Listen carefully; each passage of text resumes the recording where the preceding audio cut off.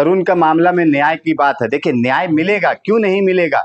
देखिए दिल्ली पुलिस मालूम है कितनी अच्छी है, हमने इसके लिए आपको तारीफ भी किए थे दिल्ली पुलिस का। ईद में मालूम जिस तरीके से माहौल बिगाड़ने वाला काम किए थे बजरंग दल के लोग, आरएसएस के लोग, बीजेपी के लोग, लेकिन दिल्ली पुलिस ने उस समय अपना कार्य बहुत अच्छा किया, दिखाया कि भाई आपस में दंगा फसाद लड़ाई झगड़ा ना हो।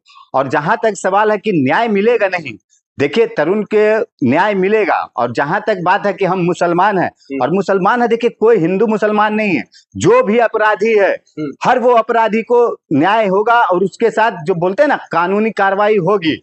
लेकिन ये अपराधी है भाई, अगर मान लिया वो लड़का अपराधी है, अपराध तो किया, उसने हत्या किया है, उसके साथ देखिए पुलिस आज जेल में है ना, वो बच्चा वो लड़का आज जेल में है, उसका घर तोड़ा गया, बुलडोज किया गया। लेकिन बुलडोज जो किया गया इस मामले को लेकर के ये कहा जा रहा है जो भाई एमसीडी ने कार्रवाई किया है, एमसीडी अपने तौर तरीके से कार्रवाई कर रहे हैं, लेकिन उस घटना को लेकर आप उसको क्यों जोड़ रहे हैं? नहीं, देखिए इस घटना को लेकर जोड़ने के लिए बात है, एमसीडी क्या है, एमसीडी किसके अधीन आती है? बीजेपी की है ना। तो दिल्ली में किसकी सरकार है? बीजेपी की। केंद्र में किसकी सरकार है? बीजेपी की। लेकिन देखिए बीजेपी को ना अभी होश हवास गुल है, क्योंकि बीजेपी का मालूम है कि अब क्या हाल है। आप जिस तरीके से बीजेपी का देखते थे ना, हर एक स्टेट में, हिंदुस्तान के कोई भी स्टेट में हिंदू मुस्लिम जात धर्म मंदिर मस्जिद के नाम पे इस तरीके से लड़ाई झगड़ा दंगा फसाद होता था। यही दिल्ली में 2020 में किस तरीके से हुआ था कपिल मिश्रा और अनुराग ठाकुर के कहने के बाद।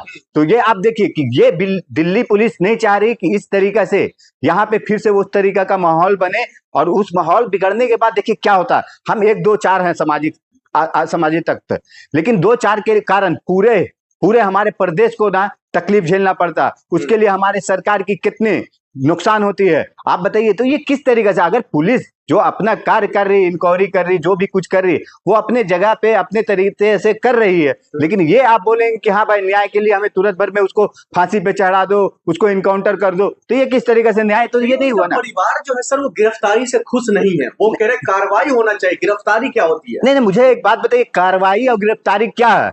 मतलब आप जिस तरीके से कार्रवाई और गिरफ्तारी की बात कर रहे हैं, लड़के की माँ, तरुण की माँ जिस तरीके से कह रही है कि कार्रवाई हुई है, गिरफ्तारी हुई है, कार्रवाई नहीं हुई है, तो कार्रवाई या गिरफ्तारी में फर्क क्या है? आप क्या चाह रही हैं कि मतलब उसको इनकाउंटर कर दिया जाए, उसको फांसी पे चढ़ा दिया जाए, या उसको बीच सरेआम चौराहे पे फांसी पे लटका दिया जाए? ये किस तरीका से, ये आप तानाशाही वाला बात कर रही हैं कि मतलब आप जिस तरीके से चाहेंगे कि हाँ, तरुण की माँ बोल रही है कि हाँ भाई ये मुसलमान समुदाय को पूरे को हम खत्म कर देंगे, वहां पे जिस तरीके से चाह रहे हैं कि वहां पे कुछ 7 8 घर मुस्लिम का है और बोलते कि यहाँ पे रहने नहीं देंगे, इन लोगों का सबका घर गिराओ, तो ये असंवैधानिक